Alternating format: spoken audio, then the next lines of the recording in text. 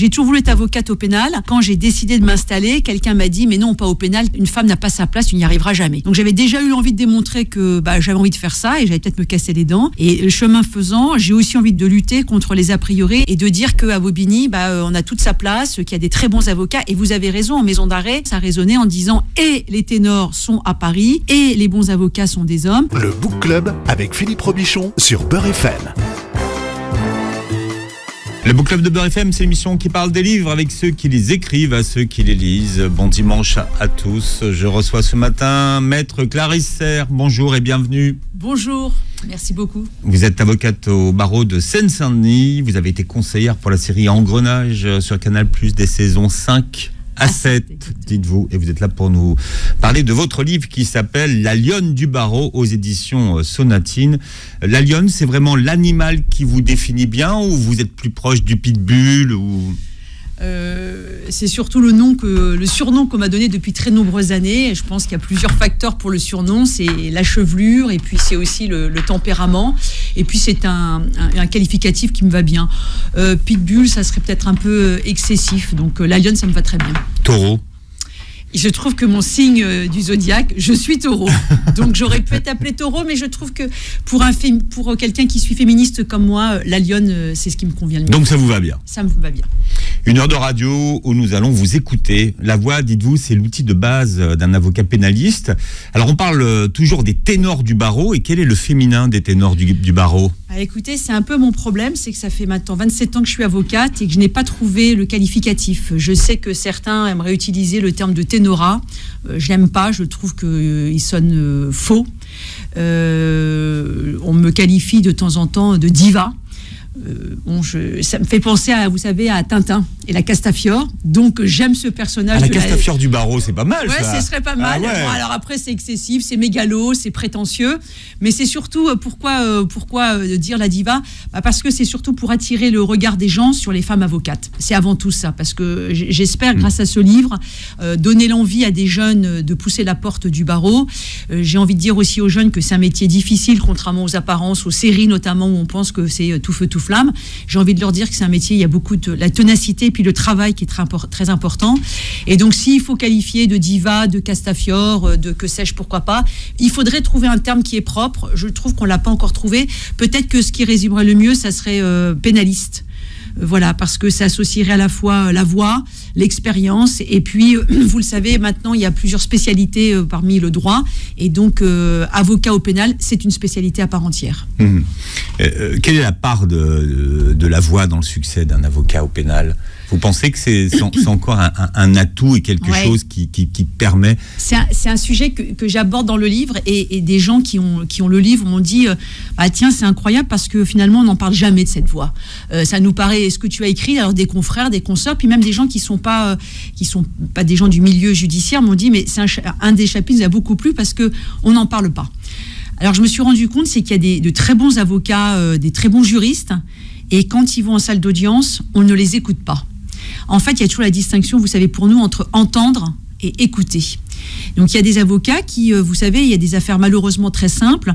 C'est le cas de ce qu'on appelle les comparutions immédiates. Les gens qui ont volé ou qui ont été victimes d'un vol, ce sont des gens qui sont jugés en les 48 heures qui suivent. Si vous écoutez ces audiences-là, si vous y allez, vous vous rendrez compte que le même jour, les magistrats vont avoir 5 fois le même dossier.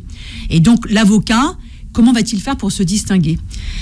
En fait, on se rend compte que s'il y a différents avocats qui interviennent sur la même affaire, eh bien, il y en a 4 qui ne vont pas être entendus et puis 1 qui va être entendu parce qu'il va avoir une voix, notamment qui va attirer l'attention, l'ouïe, et qui va faire la différence. Alors, c'est aussi quelque chose d'injuste parce qu'on dit oui, mais on a le droit tous d'être avocats. Bien sûr, et c'est ce que je revendique, mais il y a un phénomène contre lequel on ne peut rien faire, c'est sa voix, c'est son ADN. C'est d'ailleurs pour ça au départ qu'on parlait des voix de ténor. Il y a aussi la voix des sopranos. Une femme peut être tout à fait un soprano, il n'y a pas de difficulté, mais la voix a son importance. Alors parfois, avec humour, c'est ce que je dis aussi un peu, j'essaye d'écrire dans le livre, ça serait pas mal de faire comme certaines émissions de télévisée et de dire aux magistrats, retournez-vous, ou les avocats, on n'écouterait que la voix, on oublierait le physique. Évidemment, on ne pourra pas faire la distinction d'un homme et d'une femme, mais on écoutera uniquement et on sera convaincu sur la voix. Donc oui, la voix, ça a vraiment son importance. Ça peut. D'abord, vous savez, là maintenant, les choses ont un peu changé. Il y a de plus en plus de micros, mais il fut un temps, il n'y avait pas de micro. Et donc, quelqu'un qui a une voix qui ne porte pas, on ne l'entend pas. Quelqu'un qui n'arrive pas à moduler sa voix, c'est pareil. Quand on plaide longtemps, il faut savoir aussi moduler sa voix pour toujours garder l'attention de ceux qui nous écoutent. Vous avez travaillé, vous, votre voix ? Non, pas du tout. Pas du tout. Pas du tout. On vous a pas expliqué comment la placer, comment l'économiser, surtout dans les quand il faut plaider longtemps. La voix, ça se fatigue énormément. Ça se fatigue énormément. Ouais. Alors, on apprend au fur et à mesure du temps. Je pense vraiment qu'il y a quand même aussi une chance. Il y a vraiment une question de chance. Je pense qu'il y a des gens qui sont déjà munis d'une voix plus importante que d'autres. Et puis maintenant, il y a des gens qui prennent des cours pour plaider. Il y a aussi pour moduler sa voix. Il y a des gens qui font comme des chanteurs, qui font des entraînements. Donc, ça se fait de plus en plus. Et d'ailleurs, c'est intéressant ce que vous dites parce que les gens disaient mais c'est fini plaider maintenant, ce qui compte c'est la technique, c'est les avocats en droit des affaires, et parallèlement à ça on a vu un phénomène éclore depuis je dirais une dizaine d'années, c'est les concours d'éloquence dans les facultés, dans les écoles de commerce, même dans les lycées, ce qui prouve l'importance de savoir parler mais de la voix également. Vous avez été recalé. Moi j'ai été recalé. Je ne sais pas que je le dise. Mais je l'assume. Mais vous avez une très belle voix. Alors, je suis le premier. Voilà, vous avez une très belle voix. Vous êtes le premier à me le dire et donc je le garderai dans mon cœur. Moi, je vous aurais pas recalé. J'ai été recalé. Alors, peut-être pas uniquement par rapport à la voix, mais c'est vrai qu'il y a un concours prestigieux qui est propre à Paris, qui est ce qu'on appelle le concours d'éloquence. Et j'ai été jusqu'au 3e tour et j'ai été recalé. C'est exact. On dit souvent que les avocats ont une bonne plume et finalement, votre plume, vous la mettez au service de l'éloquence et d'une plaidoirie, finalement dans une stratégie de défense. Est-ce que vous avez un gros travail en amont d'écriture, peut-être sur des post-it quand on le voit sur les séries, sur des fiches cartonnées? Est-ce que vous avez des notes pour peut-être mettre les bonnes formules, les choses qui pourraient vous servir stratégiquement dans un dossier de défense? Alors c'est incroyable parce que justement ce livre, La Lionne du barreau, ça a été un vrai travail pour moi parce que c'était un travail d'écriture. Et pourquoi ça a été un vrai travail? Parce que je ne sais pas écrire. Donc il a fallu organiser les choses. Alors je ne sais, j'écris pas de plaidoirie, j'écris comme vous dites des petits morceaux épars. En revanche, je travaille beaucoup mes dossiers. J'ai une grande mémoire pour me rappeler de tous les procès-verbaux. Et le travail, dans les gros dossiers en particulier, se fait au fur et à mesure de l'audience. C'est comme un pulse. Les choses commencent à se mettre en place dans la tête.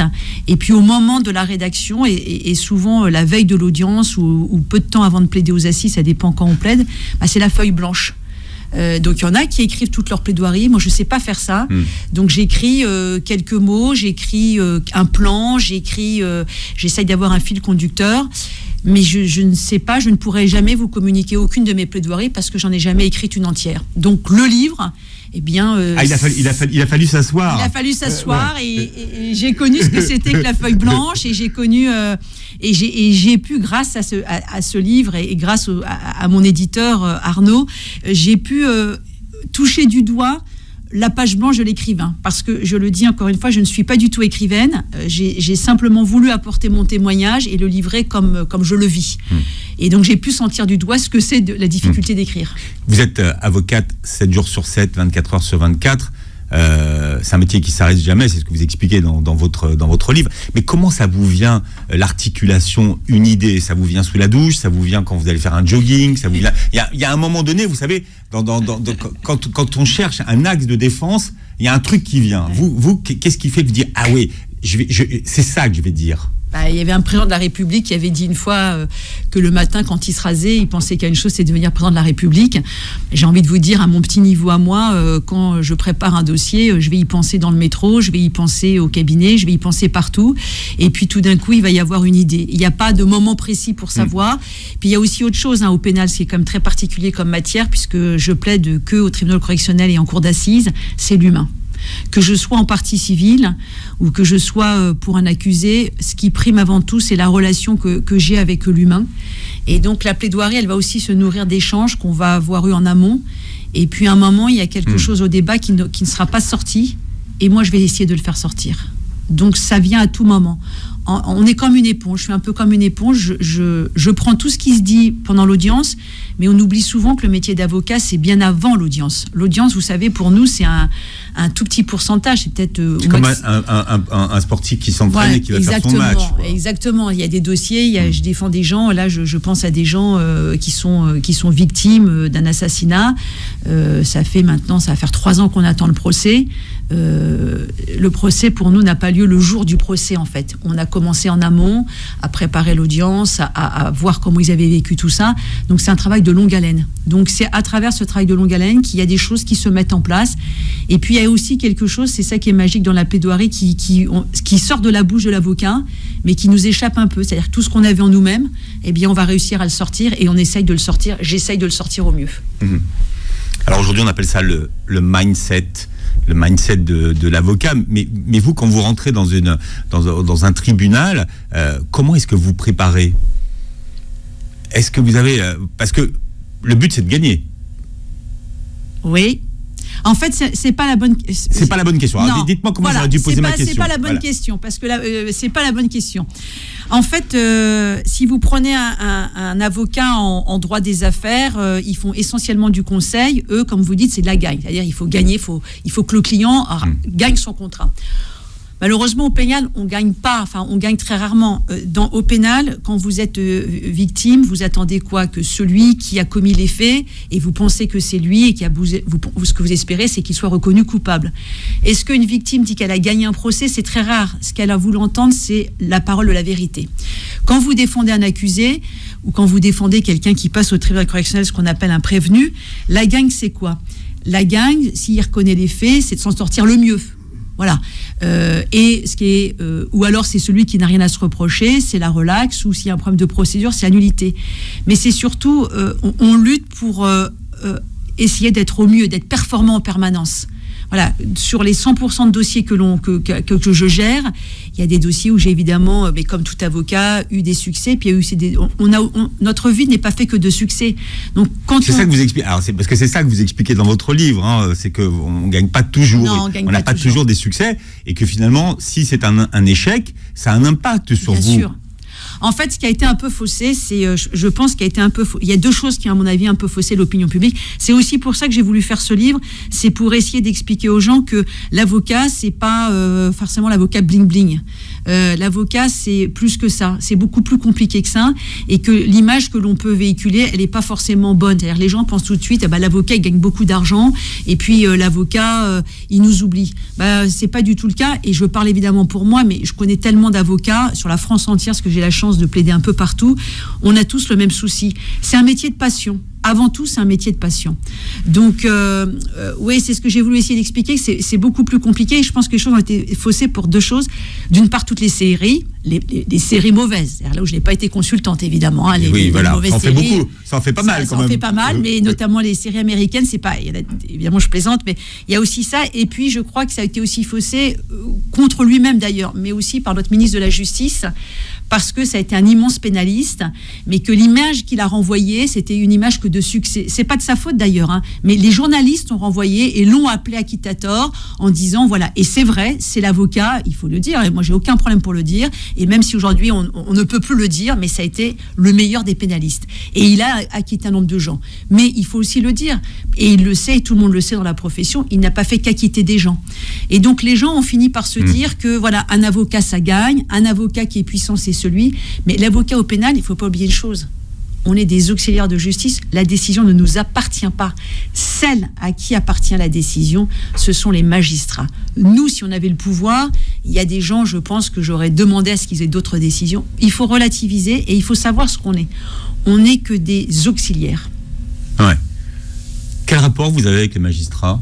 Vous allez manger avec eux, vous dînez avec eux le soir ? Alors, je dîne pas avec les magistrats, C'est un rapport qui est complexe.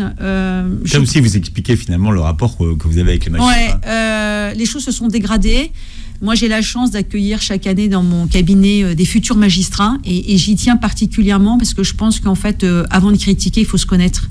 Et donc, pour critiquer les magistrats et que pour eux nous critiquent, il faut qu'ils connaissent l'envers du décor. Donc, je les accueille chaque année avec grand plaisir. C'est des rapports qui sont devenus de plus en plus compliqués. C'est très compliqué parce qu'il y a des magistrats pour lesquels on a un profond respect et on aimerait bien justement, à l'issue d'une audience, aller déjeuner ou dîner. On peut pas le faire. Enfin, moi, je ne le fais pas. Vous vous interdit de faire, en fait. Je m'interdis de le faire parce qu'après, on manque d'objectivité. Mais à force de plaider devant certains magistrats, on a créé des liens de respect. Donc, on peut quand même prendre un café ensemble. On peut prendre à un bar en face du palais de justice un sandwich. Mais ça reste compliqué d'avoir des relations parce que, et pour eux et pour moi, il faut rester dans une certaine forme de distance, oui. Exactement. C'est la même chose que vous appliquez vis-à-vis de vos clients d'ailleurs. Ouais. Alors ça m'est enfin voilà, c'est quelque chose que je m'impose, c'est une discipline parce que voilà, moi je le dis, je l'écris, je ne tutoie pas mes clients parce que j'estime que ça c'est pour moi une proximité que je veux pas avoir avec eux. Et puis, même si vous le demandent. Alors la lionne, c'est pas pour rien non plus. Vous avez réputation d'avoir un sacré caractère. Voilà, c'est pas pour rien non plus. Les gens ne se permettent pas, les clients le savent depuis des années et donc savent. C'est une marque de fabrique de mon cabinet. Ils savent que dans mon cabinet, contrairement à d'autres, on ne me tutoie pas et je ne les tutoie pas. C'est une forme de respect que j'ai pour eux et puis c'est aussi une forme de distance. Je pense d'ailleurs, vous savez, que pour un avocat, le pire, c'est de défendre un ami. Je crois que je ne l'ai jamais fait et j'espère ne jamais avoir le faire à défendre un ami. Parce que quand on est un ami, c'est comme, vous savez ce qu'on dit l'adage, c'est le cordonnier qui est le plus mal chaussé finalement. Défendre un ami, on perd de l'objectivité. Donc le tutoiement pour moi, c'est aussi, au moment où il faut engueuler un client, c'est quand même plus facile de l'engueuler en le vous voyant. Mais c'est une demande qu'on vous fait, ça on peut se tutoyer, mais maintenant les gens savent que vous... Et puis au début, quand on le savait, comme je suis évidemment une femme, il fallait s'imposer, et puis ça aurait pu... Je trouvais dès le départ qu'il fallait créer de la distance pour pas que je sois pas associée à la femme, la copine, que je sois toujours ce que je voulais être, je veux être avocate. Voilà, et aujourd'hui je reçois Maître Clarisse Serre, avocate au barreau de Seine-Saint-Denis. Alors, vous avez été conseillère pour une série, la série Engrenage sur Canal+, saison 5 et A7, et vous publiez aujourd'hui La Lionne du barreau aux éditions Sonatine. Quand quelqu'un vous embauche, recrute, fait appel à vous, qu'est-ce qu'il vous demande pour la première fois ? Il dit qu'il va il espère que je vais le défendre mieux. En fait, les choses ont beaucoup changé. Quand j'étais jeune avocate, les gens, comme tout jeune avocat, ne connaissent pas l'avocat. Donc, moi, ce qui a fait, entre guillemets, ma clientèle, et c'est pour ça que j'en serai éternellement reconnaissant, on me disait que j'avais échoué un concours d'éloquence. Mais en fait, si j'ai réussi là où j'en suis actuellement, d'abord, c'est pour le travail. Il n'y a pas d'autre succès pour moi le succès que j'ai pu avoir, c'est grâce au travail. Et puis, la deuxième chance, c'est les clients. C'est les clients qui ont fait ce que je suis devenue, donc qui ont parlé de moi. Donc, au départ, il y a le bouche à oreille. C'est le bouche à oreille. C'est le bouche à oreille des prisons, essentiellement. Donc, mais le premier qui parle d'un avocat à son co-détenu ou à son ancien détenu ou à son etc.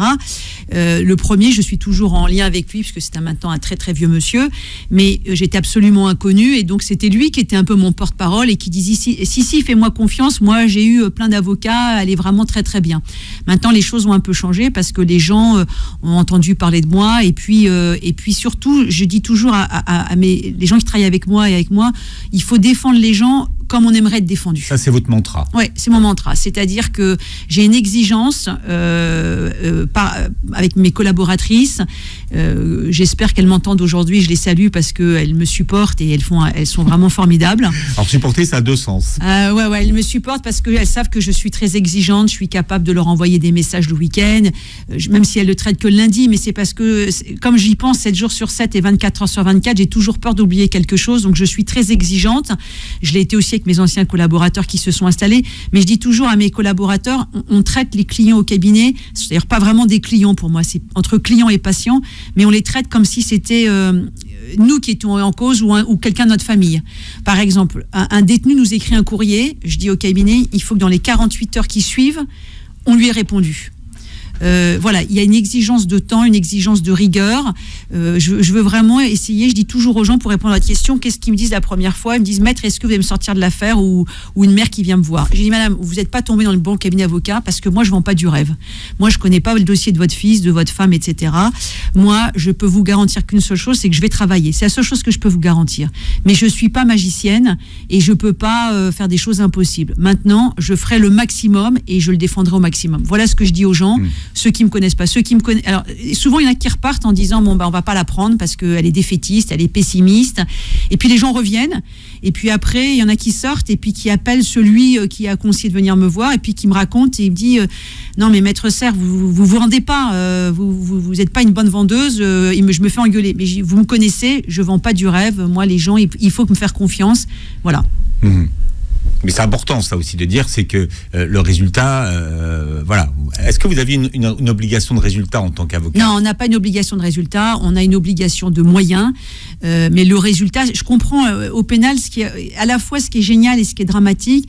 Dramatique, c'est parce on vient me voir au cabinet que dans des cas désespérés. Des gens qui ont quelqu'un qui est incarcéré, des gens qui ont été victimes d'agressions, de crimes. Donc, c'est des situations catastrophiques pour les gens. Et en même temps, c'est extraordinaire parce qu'on vous fait confiance. Et donc, je trouve pour moi que c'est un honneur chaque jour de me lever en me disant des gens me font confiance. Mais c'est un poids très important à porter. Ce que vous dites, c'est que quand même, ça a un petit peu changé. Hein. Aujourd'hui, les gens qui vous payent vous font remarquer qu'ils vous payent et que quand même, c'est... Voilà. Oui, c'est-à-dire que les gens n'ont pas forcément la notion... un avocat, ça coûte cher. Et les gens se disent, bah oui, mais je vous paye. Et ils pensent qu'on nous paye que pour la plaidoirie. Or, en fait, c'est pas ça. Quand on est au pénal, il faut aller, il faut courir tous les tribunaux, il faut aller en prison voir les clients, il faut lire les dossiers, il faut faire des courriers, il faut faire des demandes. Il y a un tas de travail que les gens mesurent pas facilement. Et donc, il y a ça. Et puis après, il y a aussi, mais c'est à l'image de la société. La société devient de plus en plus violente. La société, dans ses propos, devient de plus en plus extrémiste. La plupart des gens parlent de choses qu'ils ne connaissent pas, mais parce qu'on entend dire que, c'est aussi pareil. C'est aussi ce rapport avec l'argent. C'est on vous paye, donc il faut forcément avoir un résultat. C'est pour ça que je dis aussi aux gens... et vous faites ce que je vous demande, en fait. Voilà. Alors après, c'est moi qui vous paye, quoi. Voilà. Alors après, attention, justement, c'est la ligne à ne pas franchir. Parce que on vous paye, mais moi on me paye pour un travail. On me paye pas pour transmettre des messages. On me paye pas pour faire ce que je veux pas faire. Et donc parfois on n'est pas d'accord avec les clients. Et puis après il y a aussi le problème de la ligne de défense. Il y a des gens qui vous disent je dis que cette affaire, je vais avoir cette position-là. Je pense que c'est aussi un avocat de lui dire à la personne pourquoi c'est bon ou pourquoi c'est pas bon. Alors après, on se met d'accord, on se met pas d'accord, mais moi, je préviens toujours les clients des risques qu'ils encourent avec des stratégies avec lesquelles je suis pas toujours d'accord. S'ils restent sur leur position. Ouais. Voilà, alors c'est aussi ça, avocat, justement. Ce que les gens connaissent pas, c'est le lien de confiance. Les magistrats disent parfois, mais attendez, maître, votre client il reconnaît, mais c'est évident qu'il reconnaît puisqu'il a été pris la main dans le sac. Et j'ai dit non, c'est pas toujours... Vous savez, reconnaître, ça veut dire aussi affronter le regard de la justice, mais affronter le regard de sa famille. Et il y a aussi d'autres dimensions. Donc c'est beaucoup plus complexe. Quand j'ai voulu écrire ce livre, c'était dans un souci, je l'espère en tous les cas, pédagogique, et essayer de donner l'envie aux gens de découvrir ce qu'est le métier pénaliste. Oui, et ça c'est réussi parce qu'on est de l'autre côté de la barrière. Voilà, on voit bien, vous voyez. Et l'autre côté, c'était aussi l'envie de transmettre, à dire aux gens, c'est un métier qui fait rêver beaucoup de jeunes. Quand j'ai commencé, personne ne voulait être pénaliste. Maintenant, tout le monde veut être pénaliste parce qu'il se dit, c'est comme dans les séries, c'est comme Joséphine Carlson dans Engrenage. Et là, je suis sur à la télé. Voilà, et je suis sur une nouvelle série actuellement. Là, je suis sur une nouvelle série qui devrait diffuser l'année prochaine sur Canal+. C'est pareil. Là, j'ai eu envie aussi de transmettre ce qu'est le quotidien d'une avocate pour que les gens se rendent compte. C'est pas du tout pour la pitié. C'est pas du tout ça.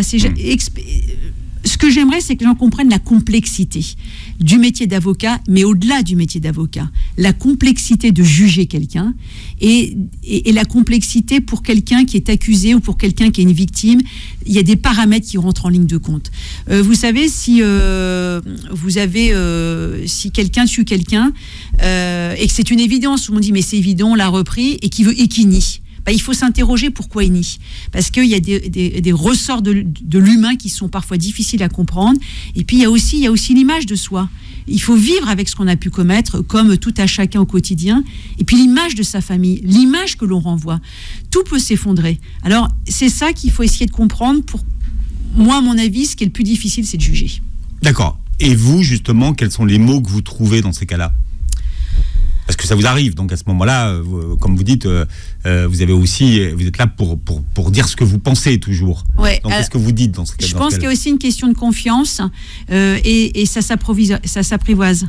Il y a des gens qu'on ne connaît pas. La première fois, il y a des gens, on ne les connaît pas du tout. Donc ça se fait, c'est pour ça que je dis que la plaidoirie, c'est l'aboutissement, mais c'est un travail qui se fait en amont. C'est par exemple les visites en prison, c'est recevoir le client au cabinet, c'est d'avoir justement des collaboratrices qui vont avoir un autre point de vue parce qu'elles sont plus jeunes. Donc ça va se tisser au fur et à mesure. D'ailleurs, vous conseillez plusieurs lectures d'un dossier. Oui. Moi, c'est comme une radio finalement, une mammographie. C'est bien d'avoir un double regard. Oui. Moi, j'aime bien. C'est ça que je trouve que c'est un luxe pour moi, c'est d'avoir on a un regard croisé au cabinet. J'ai le regard des collaboratrices qui n'est pas forcément mon regard. Et puis après, j'ai mon regard et on en discute ensemble. Et puis on a comme ça, le client a l'avantage d'avoir au moins 2 interlocuteurs différents. Et puis au fur et à mesure du temps, c'est cette confiance. Il y a une question. C'est pour ça que je vous dis, on parle de clients pour les avocats et on parle de médecins. Et pour les médecins, on parle de patients. Moi, je trouve qu'on est entre les deux parce que le client, c'est trop pour moi le rapport commercial. Évidemment qu'on vit parce que les clients nous payent, mais le médecin aussi vit par le patient qui le paye. Mais nous, il y a aussi cet aspect de dimension. Quand vous allez voir un médecin, vous livrez votre corps ou votre tête, mais vous livrez un médecin. Nous, c'est aussi pareil. On nous confie soit la liberté, soit pour des gens qui ont connu des drames, ils nous confient aussi le peu d'espoir qui reste entre eux. À noter, parce qu'on a des familles qui nous écoutent aujourd'hui qui peut-être ont pris un avocat pour un membre de leur famille qui est incarcéré en ce moment.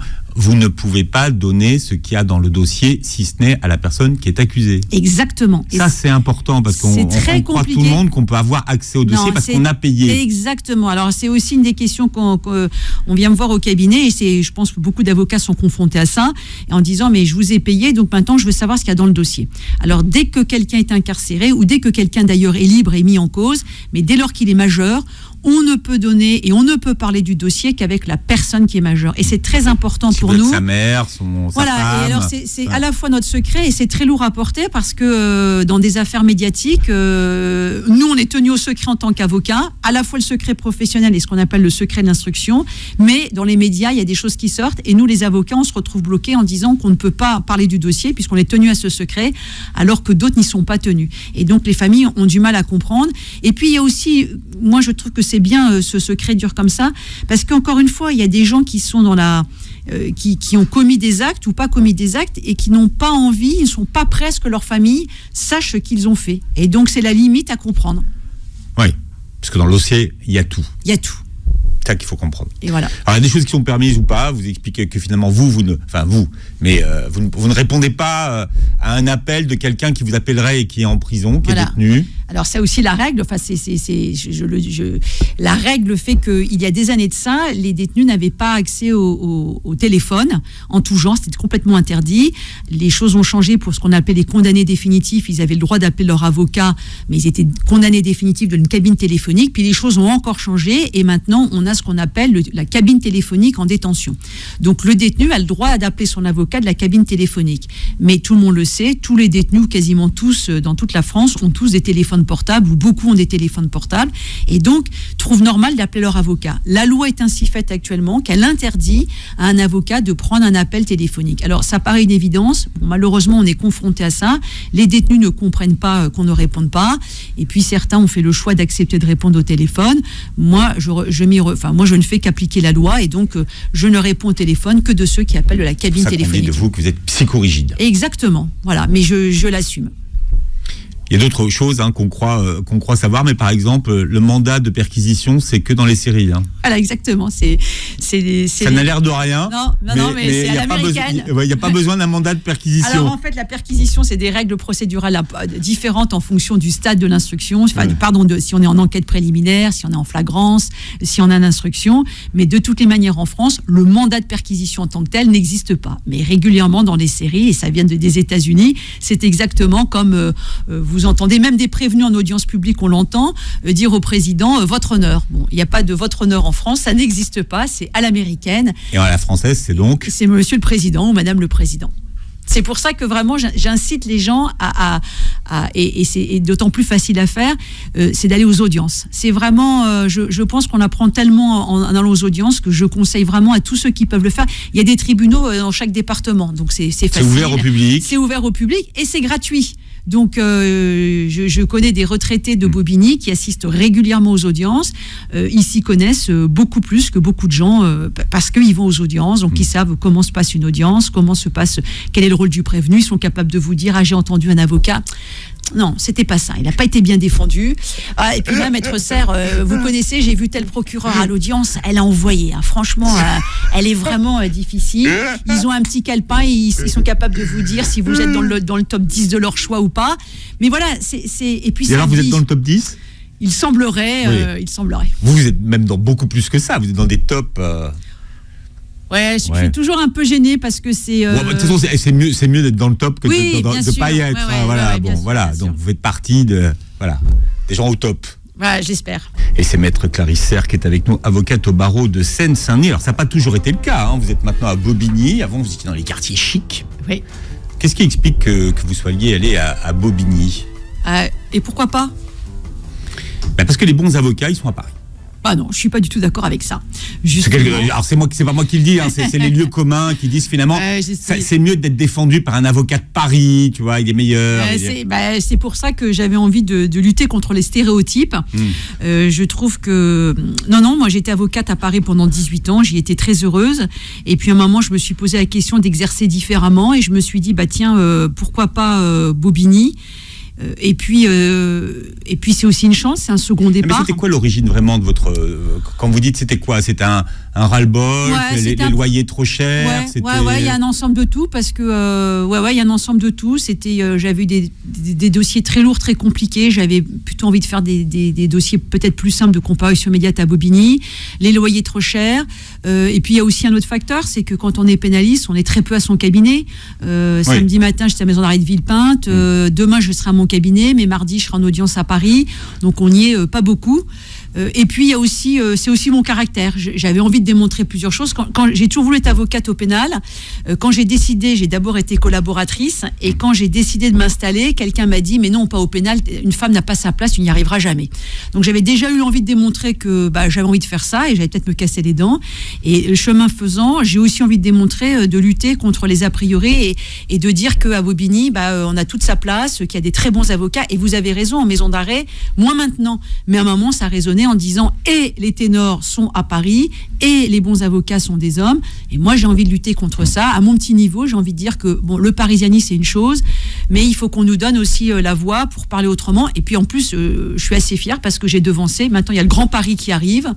Bobigny, il y a la ligne 5 du métro qui arrive jusqu'à Bobigny. Ah bah oui, ça fait longtemps. Ça fait longtemps, mais les gens encore... oui, mais vous dites ça fait longtemps. Moi, ça fait 9 ans que je suis à Bobigny. Quand la première année où je me suis installée, j'avais des étudiants en droit qui pensaient que j'étais encore à Paris. Et je disais, attention, je suis à Bobigny. Ah non, on va pas venir, c'est loin. Mais je dis, c'est l'autre côté du périphérique. Alors que maintenant, la question se pose même plus. Donc Bobigny, oui, c'est un choix de ma part. J'ai envie... d'abord, je trouve que c'est un barreau qui est super. Il y a une vraie... il y a une combativité, il y a une humanité dans ce barreau. Et puis, il y a de la qualité. Il y a aussi ça. Il n'y a pas que Paris. Moi, si vous me disiez... Mais l'étiquette 9-3, ça vous a pas... fait peur par rapport à la carrière, peut-être que vous vouliez faire. Si, mais dans ces cas-là, on prend jamais de risque. On m'a dit de pas être pénaliste, je suis pénaliste, on prend jamais de risque. Moi, j'ai une chance extraordinaire. Je fais un métier qui me passionne et je vis de mon métier. Et puis maintenant, j'espère à mon petit niveau, j'espère convaincre. Alors là où vous avez raison, c'est que dans le 9-3, il n'y a pas d'homme politique qui désigne des avocats du 9-3. Ça, c'est vrai. Si je peux faire un appel, je fais un appel en disant, mesdames et messieurs, si je vous le souhaite pas, mais si vous avez des affaires à la justice, eh bien, sachez qu'à Bobigny, il y a de très très bons avocats et c'est pas la peine d'aller à Paris. On a encore aussi cette barrière pour certains, des chanteurs. C'est vrai que dans les gens qui ont des moyens ou médiatiquement, c'est toujours des Parisiens qu'on prend. Alors que moi, j'ai la chance d'exercer dans le 9-3 et de faire beaucoup de provinces. Et je peux vous dire que des avocats de qualité, il y en a partout, mais il faut se donner les moyens de les connaître. Voilà, et grâce à vous, maintenant, Bobigny est une star de la télévision. J'espère. Vous faites tourner à Bobigny. Et quelque chose que j'ai trouvé fondamental dans votre livre, c'est que vous expliquez que pour être avocat, donc pour vous c'est une vocation, il y a plein de choses qu'on n'apprend pas à l'école. Et vous dites que finalement, pour être un bon avocat, il faut aller voir les bons avocats. Et il faut aller s'imprégner d'eux. Il faut les fréquenter. Alors vous rendez hommage à ceux que vous admirez. Hein. Vous en interviewez même un dans votre livre. Mais pourquoi cette dimension de la transmission, pour vous, elle est fondamentale ? Parce que je crois que je suis old school. Profondément, je crois que je suis ce qu'on appelle old school. Moi, je viens d'une région française très peu connue et j'en profite pour les saluer, même s'il y a très peu d'auditeurs, c'est le Cantal. Et c'est un milieu rural, c'est un métier, et on a appris chez nous le travail. C'est une valeur dont on ne parle pas beaucoup. On pense tout de suite qu'un avocat, maintenant, il passe à la télévision et c'est devenu une star. Je crois pas. Je crois qu'au contraire, il faut beaucoup de travail. Et puis, je crois à la transmission. C'est vrai qu'à la faculté, on apprend beaucoup de choses. On apprend le droit, c'est évidemment pour nous incontournable, mais l'humain, on l'apprend pas. On n'apprend pas. Moi, je défends des gens qui n'ont rien à voir ni avec ma culture, ni avec mes idées, et ça s'apprend. Et pour l'apprendre aussi, il faut aussi, ce qui est important, c'est les plus anciens qui nous ont tous éblouis, et même des gens qui sont les grands du. Alors, on parlait des ténors du barreau, mais c'est ça. Parce que quand j'ai commencé, il n'y avait pas tant d'avocates femmes que ça référentes, mais il y a toujours à mon esprit évidemment Henri Leclerc, Jean-Louis Pelletier, Jean-Yves Le Borgne, Jean-Yves Liénard. Il y avait tous ces grands avocats, et puis il faut dire ce qui est, ils ont une présence à l'audience. À l'audience. Mais est-ce qu'ils sont généreux dans la transmission ? Parce qu'ils sont un peu mégalos, les avocats, non ? Oui, mais enfin, vous savez, quand vous allez à l'audience, après, vous pouvez les écouter, et rien que dans les écouter, vous savez, je ne sais pas si vous êtes fan de Johnny Hallyday, on peut être fan de Johnny Hallyday, on ne l'a jamais approché, mais rien que d'aller à le voir sur scène, on absorbe des choses. Il y a des gens qui vivent et qui pensent à lui le matin par une chanson, ça leur met le peps. Quand vous êtes un jeune avocat, vous vous dites, tiens, c'est comme ça que j'ai envie de venir, parce que lui a été capable de le faire. Après, moi, j'ai une chance extraordinaire, c'est que tous ces grands avocats, j'ai eu la chance de les côtoyer. Donc, c'est vrai que... Mais c'est pas la chance, vous l'avez provoqué. Vous voyez, alors, c'est peut-être de la chance. Mais en général, quand on arrive à rencontrer tous ceux qu'on admire, c'est qu'on a provoqué la chance. Hein. Je pense qu'il y a aussi quand même il y a aussi des parcours de vie. C'est-à-dire qu'il y a quand même... Moi, j'ai eu la chance d'avoir un client, encore une fois, qui est âgé maintenant, mais qui m'a détecté. Il m'a détecté. C'est vrai que c'est lui, c'est encore, il m'a détecté. Il m'a dit aux autres, fais-moi confiance. Et puis le bouche à oreille s'est mis en place. J'ai aussi beaucoup travaillé. J'ai vraiment beaucoup travaillé. C'est pas venu comme ça. J'ai 27 ans de carrière. Et c'est ça que j'aimerais aussi dire aux jeunes. C'est un métier, il faut jamais lâcher prise. Jamais, jamais, jamais. Même quand tous les avocats, je défie quiconque, mais tous les avocats, même les plus grands, Éric Dupond-Moretti, Jean-Yves Liénard, tous ces grands avocats, ils ont eu aussi des mauvais résultats parce qu'il y a des dossiers qui sont mauvais. On n'est pas des magiciens. Moi, mais c'est des dossiers qui sont mauvais. Il y a deux choses. Il y a le dossier qui est mauvais et on peut soi-même avoir été mauvais sur le dossier. Oui, mais on ne fait pas le tout. Je vous dis, la décision, elle ne nous appartient plus. Quand on plaide, on se donne à 100%. J'ai un très bon copain qui fait partie des ténors parisiens. C'est ce que me dit toujours Christian Saint-Palais. On fait tout ce que l'on peut. Pour le coup, c'est un aptonyme. Hein. Voilà. Alors là, Saint-Palais, s'il n'était pas fait pour être avocat, c'est que franchement. Mais je crois que qu'est-ce qu'il vous dit c'est à chaque fois qu'on en parle entre nous, c'est de se dire, on se donne un maximum. On fait tout ce que l'on peut à la plaidoirie, et après, elle nous échappe. On transmet tout ce que l'on peut au juré, mais une décision, c'est une décision qui est rendue par un collectif. Que ce soit en correctionnel, c'est rendu par 3 magistrats. Que ce soit aux assises, c'est rendu par des magistrats professionnels et des jurés. Voilà, les gens, on est quand même très fragiles, les avocats, parce que on nous donne tellement, on pense qu'on est capable de tout, on est capable de vraiment de soulever des montagnes. Mais la décision finale ne nous appartient pas. Duquel vous avez le plus appris et avec des leçons que vous appliquez encore aujourd'hui quand vous plaidez ? Est-ce que vous arrivez à répondre à cette question ? C'est un peu émouvant de vous dire ça, mais le livre est dédicacé à quelqu'un qui me tient à cœur. Qui n'est plus là d'ailleurs. Qui est toujours là. Qui est là ? C'est Pierre Haïk. J'ai beaucoup appris de lui. Et puis après, j'ai aussi beaucoup appris d'un qui n'est plus là, c'est Jean-Yves Liénard. Et puis de beaucoup de grands avocats que j'ai pas forcément rencontré, mais dont j'ai entendu parler. Pierre Haïk, vous avez travaillé avec lui? Oui, j'ai travaillé avec Pierre Haïk. Donc, Pierre Haïk, j'ai beaucoup appris la ténacité, ne jamais rien lâcher. Pierre Haïk avait des très bons résultats et je me disais, tiens, on va en parler pendant plusieurs jours. Et puis en fait, le lendemain matin, on passait à un autre dossier. Parce que on sait, j'ai aussi appris par lui le côté éphémère. Notre vie d'avocat, elle est remplie c'est d'une bataille quotidienne. Donc on ne peut pas se dire, tiens, j'ai eu un très bon résultat et je vais en vivre pendant des semaines et des mois. Non, à chaque jour suffit sa peine et surtout à chaque jour, on remet ça. It's over. Oui. It's over. Il y a des clients que vous avez refusés parce que vous ne les sentiez pas, ou peut-être pas parce que vous n'aviez pas d'empathie, ou alors par principe, comme ça, je ne sais pas. Non, par principe, je refuse pas de clients parce que je pars du principe que déjà c'est un honneur de me choisir, premièrement, et puis deuxièmement, j'ai décidé de faire ce métier pour défendre. Oui, mais la veuve et l'orphelin. Oui, la veuve et l'orphelin plus jeune, mais maintenant je veux défendre. Alors après, au fur et à mesure du temps, il y a des gens qui m'ont désigné et puis on ne s'est pas entendu et puis on s'est quitté. Mais de prime abord, Vous avez dit oui au début, d'accord. Ouais. Quelle est la différence entre une défense utile et une défense efficace? Vous avez 3 heures. Oui, c'est exactement ça. Je ne sais pas si je vais être à la hauteur de la réponse. Une défense utile, c'est celle où on a accompagné quelqu'un, on n'aura pas forcément le résultat escompté, mais on lui a permis de s'ouvrir. Et le permis de s'ouvrir, ça va pouvoir faire passer la page et passer à une étape suivante. La défense efficace, c'est celui pour lequel on a eu le résultat le plus extraordinaire possible. Alors c'est un livre que vous devez, d'une certaine façon, d'avoir épousé cette carrière. Vous pensez que votre livre va peut-être aussi donner, ne serait-ce qu'à une personne, envie de faire ce métier? Si c'est qu'à une seule personne... Non, mais enfin, je veux dire, au moins une personne, vous voyez. J'aimerais beaucoup. En fait, ce livre, j'aimerais qu'il soit mon image. C'est-à-dire que je viens de nulle part. Je ne fais pas partie de réseau. Je n'ai pas bénéficié d'appui. J'ai pas de famille dans les avocats. Vous n'êtes pas ce qu'on appelle un enfant de la balle. Non, je ne suis pas un enfant de la balle. Puis même, il n'y a pas de la balle, pas de réseau, ni quoi que ce soit. Et puis, le bouche à oreille m'a fait. Et j'espère que ce livre va avoir ce succès aussi grâce aux auditeurs et grâce à tous les gens que je vais rencontrer. J'espère qu'il va marcher comme ça. Ça serait vraiment un pied de nez justement à des gens qui bénéficient de réseau. J'en ai pas et moi je crois beaucoup aux gens qui m'ont fait confiance et j'espère qu'ils me feront confiance à ceux qui vont lire ce livre. Bon, en venant du Cantal et sans réseau, vous êtes dans le top maintenant. Merci d'avoir été avec nous, c'est un plaisir de vous accueillir. Je rappelle que votre livre s'appelle La Lionne du barreau.